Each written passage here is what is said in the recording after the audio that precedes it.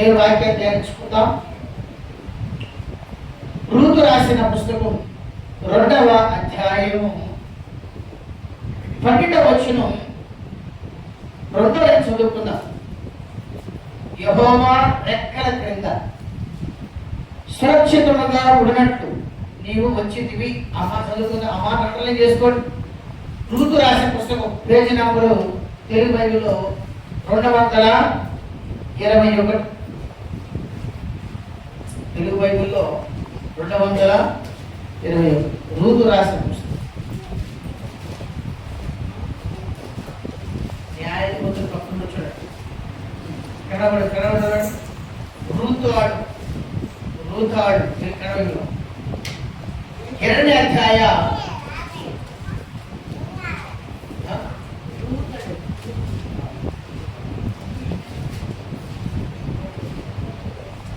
నేను యెహోవాన ನೀನು ಮಾಡಿದ ಉಪಕಾರಕ್ಕೆ ಪ್ರತಿಯಾಗಿ ಯೆಹೋವನು ನಿನಗೆ ಉಪಕಾರ ಮಾಡಲಿ. ನೀನು ಯಾವತ್ತನ ರೆಕ್ಕೆಗಳ ಮರೆಯನ್ನು ಆಶ್ರಯಿಸಿಕೊಂಡು ಬಂದಿದೀಯಾ. ಸಾಕು ಬಂದಿದೀಯಾ తెలుగు చదువుకుందాం. తెలుగు యెహోవా రెక్కల కింద సురక్షితంగా ఉండడానికి వచ్చింది. చెప్పండి. యెహోవా రెక్కల కింద సురక్షితముగా ఉంటుడు కొరకై నేను వచ్చాను. చెప్పాలి. యెహోవా రెక్కల కింద సురక్షితముగా ఉంటుడు కొరకై నేను వచ్చాను. ఆయన రెక్కల కింద సురక్షితం కోరుకొని ఈరోజు దేవుని యొక్క సన్నిధానానికి వచ్చి ఉన్నాం. ఈ సమయాన్ని కేటాయించింది ఎందుకంటే నీ ఇంటి వారందరి నిమిత్తం దేవుని యొక్క రెక్కల కింద ఆశ్రయాన్ని కోరుకొని వచ్చావు. మన ఇంట్లో వారు ఇక్కడ రాని వారు చాలా మంది ఉన్నారు. వారందరూ వస్తే ఈ స్థలం మనకు చాలా వారందరూ కూడా రెక్కల ఆశ్రయం కింద రావాలని మొదటిగా నీవు రూతు వలె ఆయన రెక్కల ఆశ్రయం కోరుకొని వచ్చావు. యెహోవా యొక్క రెక్కల కింద ఉన్న ఆ యొక్క సురక్షితము, క్షేమమును, ఆయన రెక్కల కింద ఉన్న ఆరోగ్యము, ఆయన రెక్కల కింద ఉన్న ఆ వెచ్చదనాన్ని, ఆ రెక్కల కింద ఉన్న కాపుదలను, ఆ రెక్కల కింద ఉన్న దేవుని యొక్క భద్రత అది పొందడానికి నీ ఇంటి వారి నిమిత్తం, నీ నిమిత్తం ఆ యొక్క రెక్కల కిందకి రావడానికి ప్రభు సహాయం చేశారు. హల్లెలూయా. చెప్పాలి. యేసయ్యా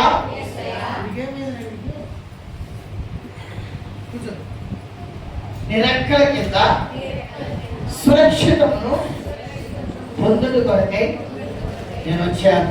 చెప్పండి. యేసయ్యా నా నిమిత్తమును, నా ఇంటి వారి నిమిత్తమును నీ రెక్కల కింద ఉన్న సురక్షితమును, క్షేమమును పొందడానికి వచ్చాను. హల్లెలూయా. రూతు గురించి అదే రాయబడింది. యెహోవా అనే ఒక సృష్టికర్త ఉన్నాడు. ఈ యెహోవా అనే సృష్టికర్త, ఆయన రెక్కలు ఉన్నాయి. ఆయన రెక్కల కిందకు సురక్షితం, క్షేమం ఉన్నది అని ఈ ఇశ్రాయేలు జనులు రూతు గురించి మాట్లాడుతున్నారు. ఈమె మోయాబీయురాలు. చెప్పండి, ఎవరంట? చెప్పాలి. ఎవరా ఇవి? లోతు సంతానానికి సంబంధించిన వ్యక్తులు. మోయాబు అంటే మనం పోయిన శుక్రవారం ఉపవాస ప్రాంతంలో మోయాబు గురించి మనం నేర్చుకున్నాం. చెప్పండి. మోయాబు మట్టి మీద నిలబడే మనుష్యుడు. మోయాబు ఈ కుండల నుండి ఆ కుండలోనికి మార్చబడిన వ్యక్తులు. వారి వాసన వారుతూనే ఉంటుంది. వారు మనస్సు మార్చుకోలేని వారు. హల్లెలూయా. చెప్పండి చెప్పండి హల్లెలూయా. యేసయ్యా మోయాబు వలె నేను ఉండకుండా ఉందును గాక. చెప్పండి చెప్పండి యేసయ్యా నేను మోయాబు వలె ఉండకుండా ఉందును గాక. హల్లెలూయా. వారి జీవితం గురించి శుక్రవారం ఉపవాస ప్రాంతంలో లైట్గా కొంచెం అట్లా చదువుకుంటూ ఈరోజు మన ఆరాధన చేస్తుండగా రెక్కల గురించి మాట్లాడమని పరిశుద్ధాత్మను ప్రేరేపించారు. రెక్కలు. ఈ యొక్క మోయాబీరాలైన ఈ రూతు ఎవరంట చెప్పండి, ఎవరివే మనకి రాయబడి చూడండి. రూతు రాసిన పుస్తకం 1వ అధ్యాయము 4వ వచనం.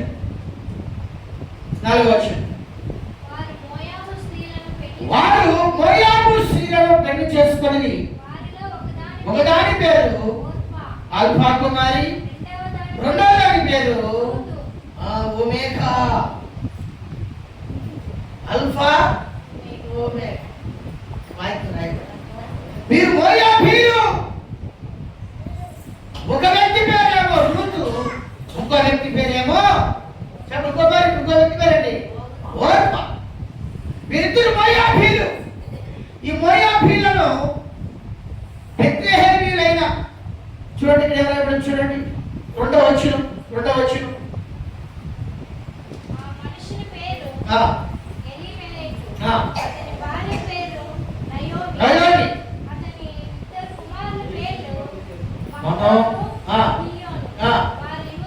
యూదా దేశంలో ఉన్న బెత్లెహేము గ్రామస్తులైన బెత్లెహేము అని తెలుసు కదా. బెత్లెహేము అంటే ఎవరు ఊరది? కొత్త నిబంధనలో యేసు ప్రభువు పుట్టిన ఊరి పేరేంటి చెప్పాలా? చెప్పలేవురు.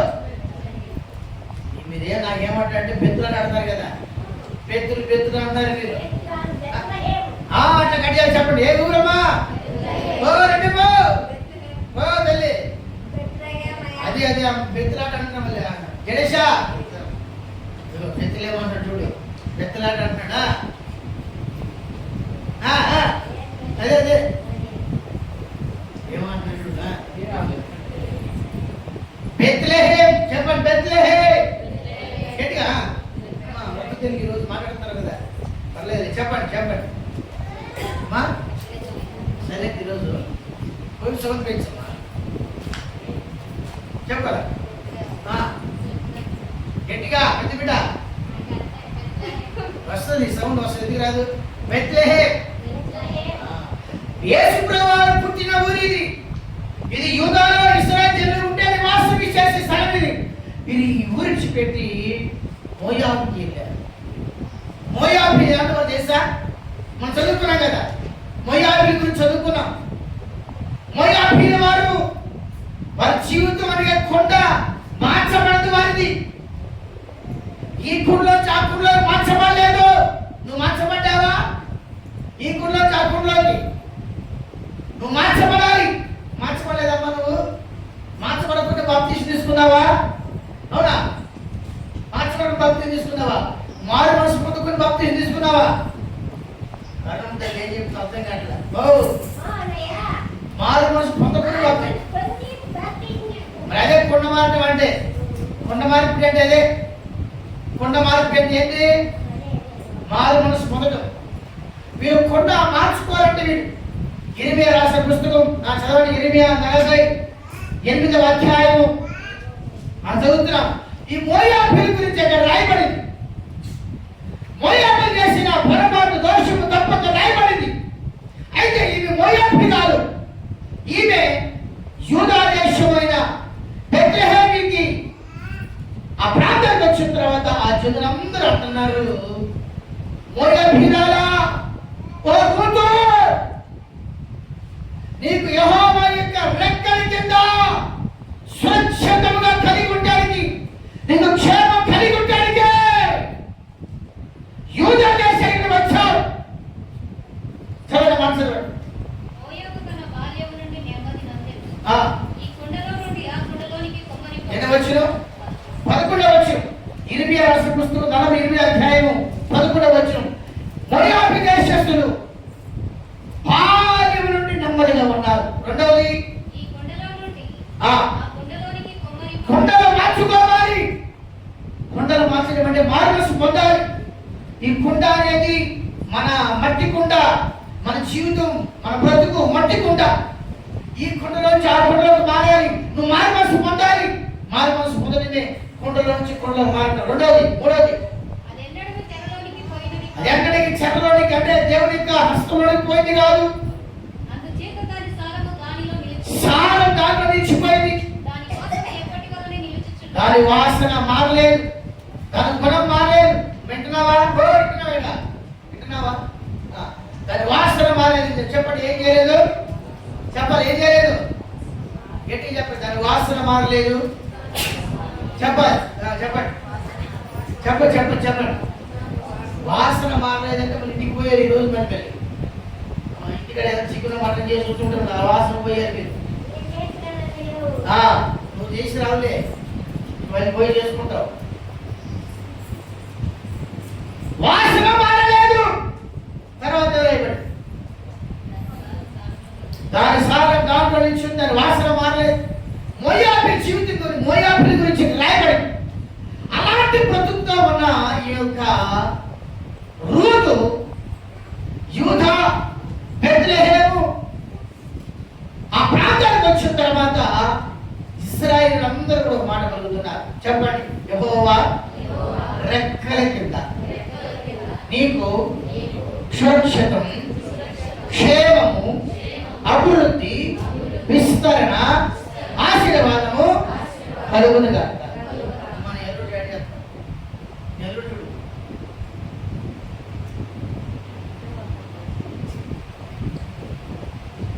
వెనకపోక నా ముందు వచ్చిపోతుంది. అదే చెప్పాను చూడ దేవుని ఇష్టం. రాయవలసిన మాట ఏంటి తెలుసా? ఆయన రెక్కల కింద క్షేమమున్నదని ఇశ్రాయేలు చెరులు బెత్లెహేము వారు రూతు దగ్గర మాట్లాడుచున్నారు. ఈ రోజు అందుకు ఆరాధనకు వచ్చావు. నీ ఇంటి వారి తరపున దేవుని సంతానంలో ఆయన రెక్కల చాటున భద్రత కావాలని నీ ఇంటి వారి తరపున, నీ తరపున దేవుని దగ్గర ప్రార్థన చేయించుకోవడానికి ప్రార్థన చేయడానికి వచ్చావు.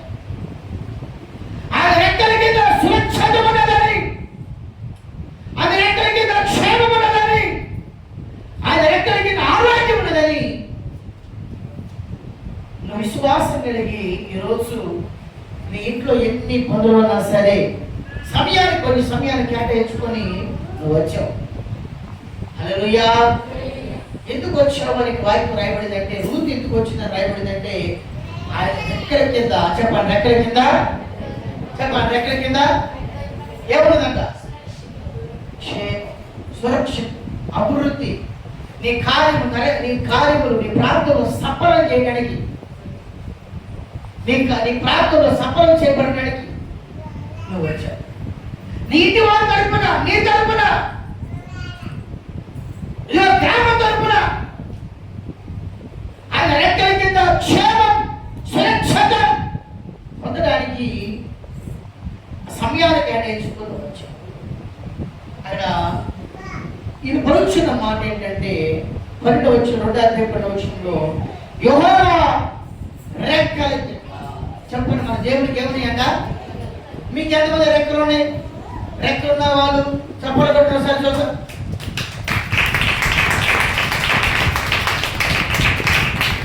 రెక్కలు ఉన్న వాళ్ళు చెప్పలు కొట్టండి. ఇంకోసారి రెక్కలు చెప్పలు కొట్టండి.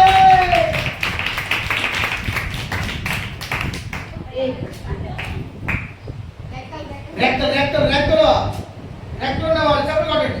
కొంచెం రెక్కలేవా నీకు? ఇంటికి వెళ్ళిపోవద్దు. దేవుడికి రెక్కలు ఉన్నాయంట. రెక్కలు అంటే ఏంటి చెప్పాలి. తెలుగులో సామెత అంటారు కదా, రెక్కలు మొక్కలు చేసుకొని, చెప్పండి, రెక్కలు మొక్కలు చేసుకొని సంపాదించి పెట్టిన. మీకు తెలియదు, మా ముసలి తెలుస్తుంది. అమ్మ 19 చెప్తలే అంటావా అన్నమాట? చెప్తలే సరే ఇప్పుడు చెప్పండి. రెక్కలు చెప్పండి. రెక్కలు ముక్కలు పెంచిన మన పిల్లలు తెలియదులే. రెక్కలు ఏం చేశారంట?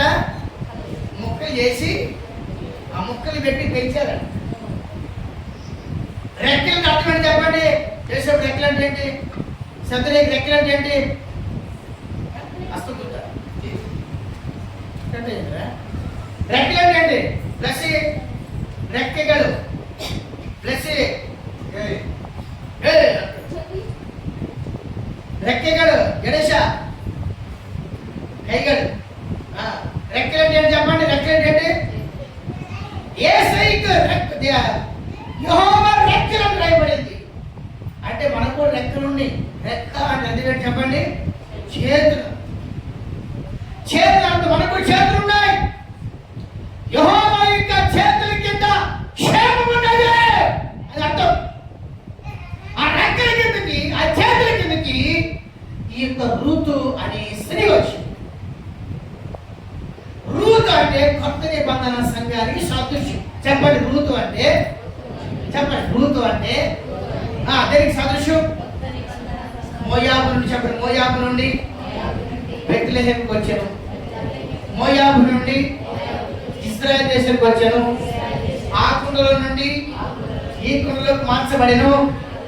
హల్లెలూయా. మోయాబీలు ఆ కుండలోకి ఈ కుండలోకి మార్చబడిన వ్యక్తులు ఎప్పుడు మట్టి మీద నిలబడే బ్రతుకులు వారి. వాళ్ళ బ్రతుకులు ఎలా ఉంటాయి అంట? చెప్పండి ఎలా ఉంటాయి?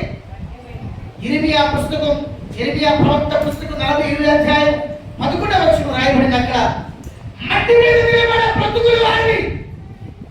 మరొకసారి అమ్మ చదువుకుందాం. ఇర్మియా 48:11.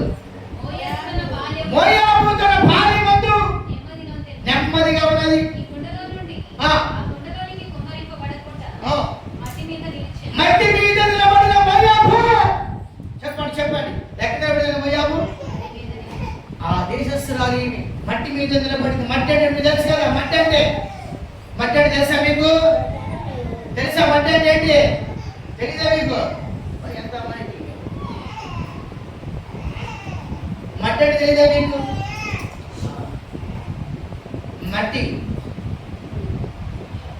అంటే మీకు తెలీదా?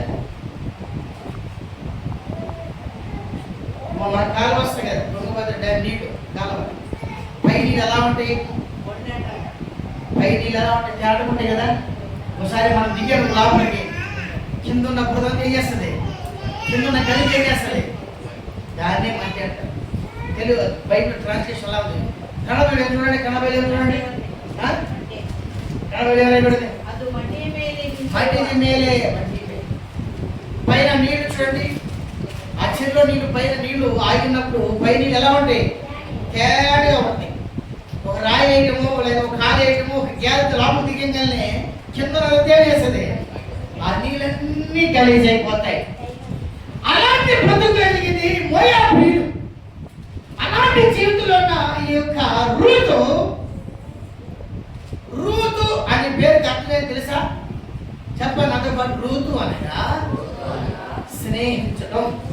చెప్పండి. రూతు అనగా స్నేహించడం. రూతు అనగా స్నేహం చేయటం. హల్లెలూయా. ఎవరితో స్నేహం చేసింది? మోయాబీలు విడిచిపెట్టి ఇజ్రాయేల్ తోటి స్నేహం చేసి, వాళ్ళందరితోటి స్నేహం చేసి వచ్చేసి. రూతు అంటే అర్థం ఏంటంటే కొత్త నిబంధన సంఘానికి సాదృశ్యం. రూతు అర్థం ఏంటంటే స్నేహం చేయండి. చెప్పండి దేనికి సాదృశ్యం? రూతు అంటే దేనికి సాదృశ్యం? చెప్పరా? రూతు అంటే దేనికి సాదృశ్యం? కొత్త నిబంధన సాదృశ్యం. రూతు అంటే సాదృశ్యం కొత్త నిబంధన. రూతు అనే పేరు అర్థం ఏంటి?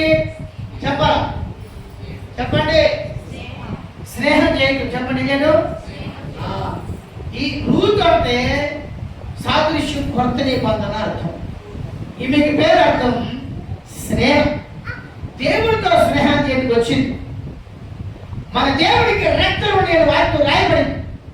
ఆయనే చెప్తున్నాడు. నిర్గమరాసిన కాండం 19 అధ్యాయం అంటున్నాడు, నేను మిమ్మల్ని రెక్కల మీద మోసుకొని వచ్చానని చెప్తున్నాడు.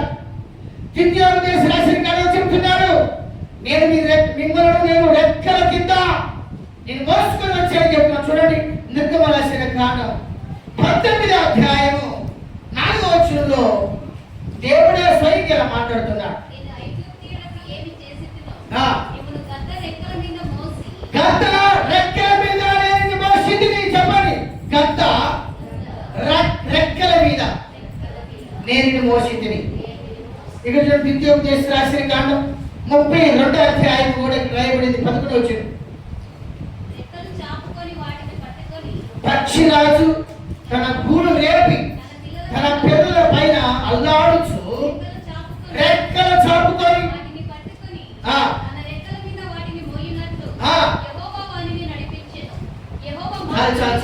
యెహోవా నడిపించే ద్విತೀಯೋಪದೇಶ ರಾಶಿನ ಕಾಂಡ ಧರ್ಮೋಪದೇಶ ಕಾಂಡ 32 ಅಧ್ಯಾಯ 11ನೇ ವಾಕ್ಯದಲ್ಲಿ ಹೀಗೆ ಬಂದಿದೆ, నీ దేవుడికి రెక్కలు ఉన్నాయి, నీ దేవుడికి రెక్కలు ఉన్నాయి రాయబడింది. నిర్గమకాండ విమోచన కాండ 19:4నే వచ్చిందని ನೋಡುವಾಗ నీ దేవుడికి రెక్కలు ఉన్నాయని, ఆయన గద్ద వలె ఉన్నాడని ఇక్కడ రాయబడింది. నీ దేవుడికి రెక్కలు ఉన్నాయి, ఆ రెక్కలకి నీకు రావాలని కోరుకుంటున్నాడు. ఆయన రెక్కల కింద నీకు సురక్షిత ఉందని చెప్తున్నారు. పేతురు గారు ఇదే మాట పలుకుతున్నారు. పేతురు గారు ఏమన్నా చూడండి, నువ్వు తగిన సమయమందు, తగిన కాలమందు, తగిన రోజుల్లో, తగిన నెలలో, తగిన సంవత్సరమందు మిమ్మల్ని మీరు దేవుని దగ్గర హెచ్చింపబడి కొరకై 5వ అధ్యాయం 6వ వచనం, దేవుడు చెప్పండి చెప్పండి దేవుడు చెప్పండి, దేవుడు తగిన సమయమందు, చెప్పండి దేవుడు తగిన సమయమందు నన్ను హెచ్చించుట కొరకై, చెప్పండి నన్ను ఇప్పుడేం చేయాలా? ఆయన చేతుల కింద ఉండాలంట. మనం ఎక్కడంట? పక్కలు చెప్పండి దేవుడు నన్ను, పక్కలు చెప్పండి దేవుడు నన్ను, చెప్పు ఎల్లుడు చెప్పు దేవుడు నన్ను చెప్పడానికి చెప్పండి, దేవుడు నన్ను హెచ్చించడానికి ఆయన చేతుల కింద నేను ఉన్నా. చెప్పండి చెప్పినావా? చెప్పండి, దేవుడు నన్ను తగిన సమయమందు హెచ్చించడానికి ఆయన చేతుల కింద ఉన్నా. చెప్పండి పక్క చెప్పండి, దేవుడు తగిన సమయమందు. ఆమేన్ ఆమేన్ ఆమేన్. అన్నాడు, నువ్వు హెచ్చించబడాలంటే, చెప్పండి నువ్వు హెచ్చించబడాలంటే, పక్కన చెప్పండి హెచ్చించబడాలంటే, చెప్పండి హెచ్చించబడాలంటే ఈరోజు మాంసం దగ్గర రావాలి. చెప్పినట్టు అమ్మ పొందుతారు. చెప్పండి ఈరోజు మాంసం దేవతనే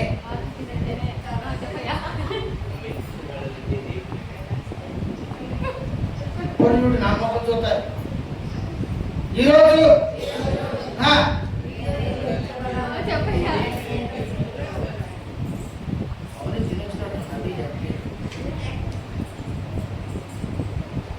చెప్పండి, నీవు తగిన సమయం హెచ్చించబడాలంటే ఆయన చేతిలో ఉండాలి. చెప్పండి, నువ్వు తగిన సమయం అందు హెచ్చించబడాలంటే ఆయన చేతిలో, ఆయన చేతి కింద ముందువు గాక. ఆమేన్. ఇంకొకసారి ఆమేన్. ఇంకొకసారి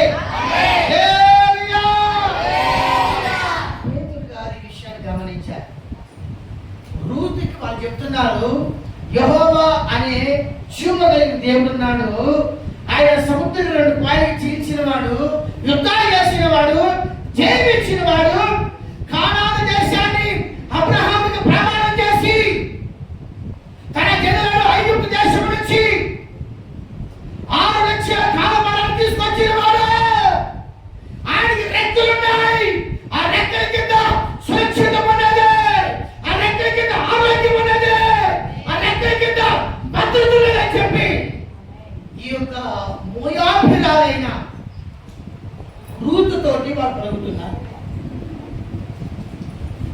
ఆయన రెక్కల కింద క్షేమం ఉందని చెప్తున్నారు. రెక్కలు అంటే మనం ఏమనుకున్నాం? రెక్కలు అంటే ఏంటి అర్థం చెప్పండి? ఏంటి? చేతు. అందుకొరకు పేతురు ఏమన్నాడంటే, మొదటి పేతురు రాసిన పత్రిక 5వ అధ్యాయంలో 6వ వచనంలో ఇలా రాయబడింది. చదువు, అందరూ చదవాలి. మొదటి పేతురు రాసిన పత్రిక కొత్త నిబంధన పేజీ నెంబరు 217, తెలుగు బైబిల్లో 217. వరుస వాడప్పటికీ మొదటి పేతురు మొదటి పత్రిక అధ్యాయ 5వ అధ్యాయ 6వ వచనం వదుకున్న ಎಲ್ಲರೂ ಬೇಕು.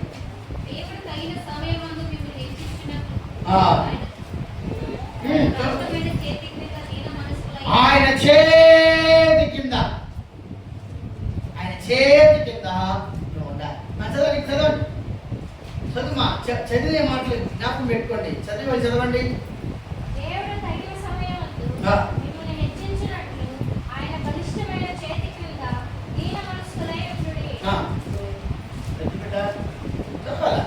Page number 217.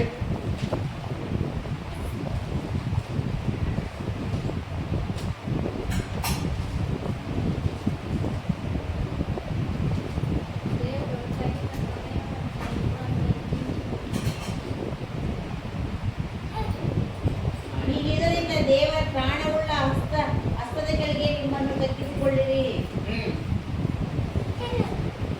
దేవుడు తగిన సమయమందు మిమ్మల్ని హెచ్చించునట్లు ఆయన తగిన బలిష్టమైన చేతి క్రింద దీన మనస్సుపై అదొకటి చెప్పండి. తగిన సమయమందు దేవుడు నన్ను హెచ్చించుట కొరకై ఆయన చేతి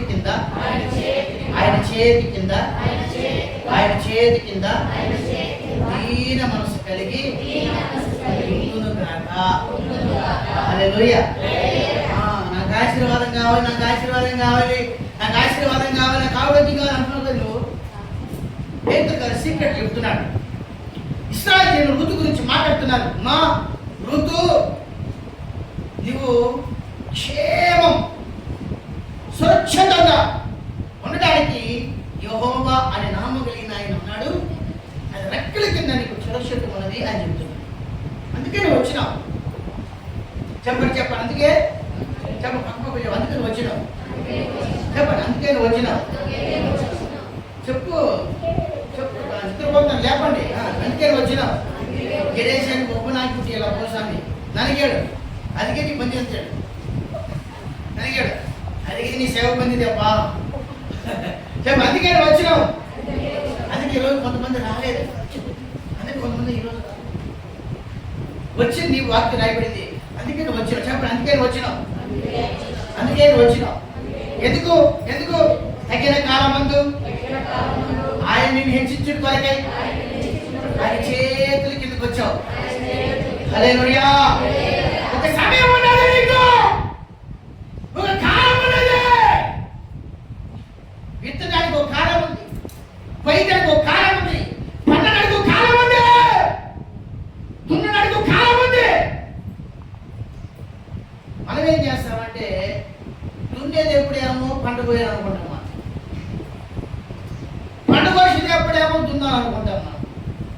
అందుకొరకే అడుగుతున్నావు, బాగా పొందుకోలేకపోతున్నావు. హల్లెలూయా. ప్రార్థన చేశావు. ఆ ప్రార్థన అనే విత్తనాలు ఏమవ్వాలా? ప్రార్థన అనే విత్తనాలు ఏమవ్వాలా? ఆ విత్తనాలు మొలవాలి.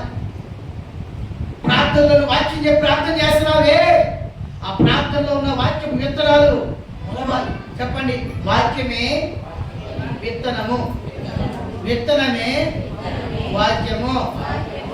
లూకాసు వార్త చదువు 8వ అధ్యాయం చూడండి. 4 వచ్చిన 5 వచ్చిన రాయబడింది. నువ్వు ప్రార్థనలో విత్తుచున్న దేవుడి మాటలు, దేవుడి వాక్యం అవి విత్తనాలుగా ఉన్నాయి. ఆ విత్తనాలు మొక్కలుగా మారి, చెట్లుగా మారి, మోతలుగా మారి నీకు ఫలమిచ్చేంత వరకు ఉండాలి. లూకాసు వార్త 8వ అధ్యాయం యేసు అంటాడు, ఆ విత్తనము 11వ వచనం, ఈ ఉపమాన భావం ఏమనగా, చెప్పండి విత్తనము, చెప్పండి విత్తనము దేవుని వాక్యము. ప్రార్థన చేస్తున్నావు, వాక్యాన్ని చెప్పి ప్రార్థన చేస్తున్నావు. నాయనా ఇలా రాయబడిందని వాక్యాన్ని విత్తి ప్రార్థన చేస్తున్నావు. ఆ వాక్యం మనకి ఇస్తున్నాడు. విత్తగానే వెంటనే మొక్క వచ్చి చెట్టు చెప్పండి. ఈ రోజు రాత్రి నీ విత్తనాలు వేసే భూమి మీద భూమిని మెత్తగా వేసి పొద్దున కల్లా మొక్క వచ్చి విత్తనం చెప్పండి. ఏదైనా చెట్టు ఉంటే, చెట్టు ఉందా పెద్ద బిడ్డ? ఈ రోజు రాత్రి లేదా ఈ రోజు ఉదయం మనం ఆ యొక్క మట్టిని బాగా లూజ్ చేసి విత్తనం పెట్టాం. విత్తనం అందులో విత్తనం దానిపైన కప్పి నీళ్లు పోసినాం. రేపటికల్లా మొక్క వచ్చే ఏదైనా విత్తనం ఉన్నదా?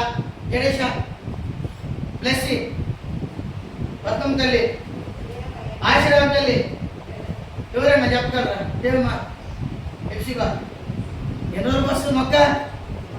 చెప్ప పచ్చిమిరకాయ మొక్క ఎన్ని రోజులు వస్తుంది? పచ్చిమిరకాయ విత్తనాలు 21 రోజులు కావాలి. 20 కదా. ఒక్కొక్క విత్తనానికి ఒక్కొక్క నియమం ఉంది. కొన్ని విత్తనాలు తొందరగా వచ్చేస్తాయి, 4 రోజులు 3 రోజులు వచ్చేస్తాయి. కొన్ని మొక్కలు 6 రోజులు, కొన్ని మొక్కలు 11 రోజులు, కొన్ని మొక్కలు 21 రోజులు. నువ్వు ప్రార్థన చేయగలి వెంటనే జరగాలని ఆశపడవద్దు. నువ్వు వెంటనే ఒక్కోసారి వెంటనే జరిగిస్తాను. చెప్పండి. ఒక రాత్రి దేవుడు మొక్క వేశాడు. ఆ మొక్క పెద్దదైపోయింది. ఆ చెట్టు పేరు చెప్తారు ఎవరన్నా? ఏ చెట్టు పేరు అది? చెప్పాలి. ఏ చెట్టు పేరు? వేసేపు నీ భార్య చెప్పదప్ప నాకేం చూడ ఆయన ఆడికి చూస్తావు. నీ భార్య వైపు చూసినా చెప్పు.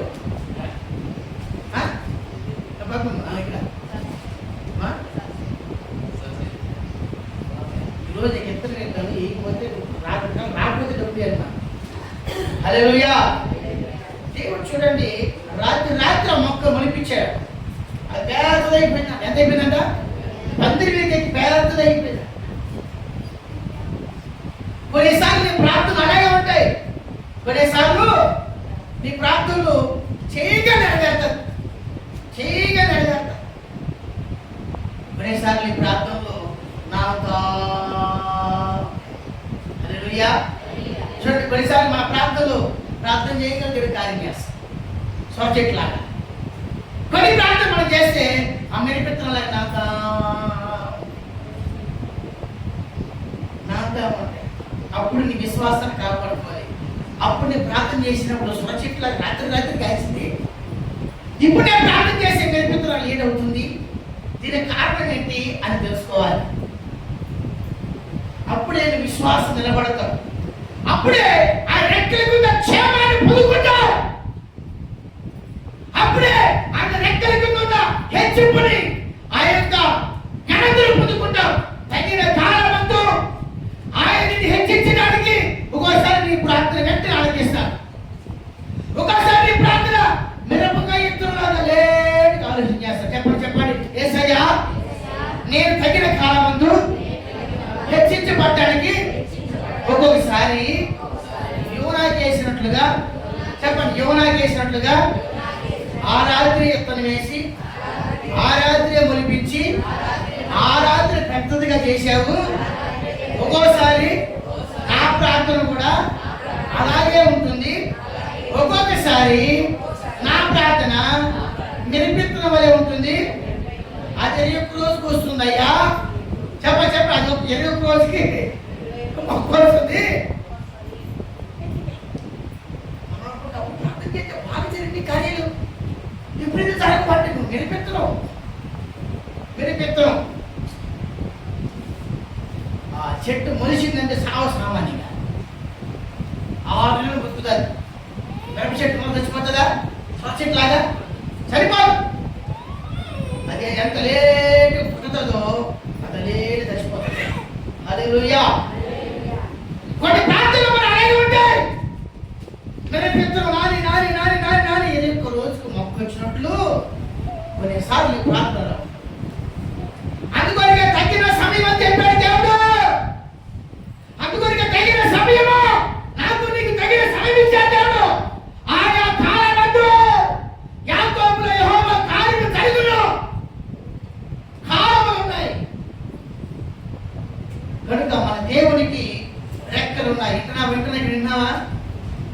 దేవునికి ఏమున్నాయి? ఆ రెక్కల కింద మనకి ఏముందంట? స్వచ్ఛత. ఆ రెక్కల కింద ఆరోగ్యం ఉందని చెప్తున్నాడు. మలాకి పుస్తకం 4:2 చెప్తున్నాడు, ఆయన రెక్కల కిందే మీకు ఆరోగ్యం ఉందని చెప్తున్నాడు. ఆ రెక్కలు నాకు కావాలి అని దావీదు ప్రార్థన చేశాడు. ఈ రోజుల్లో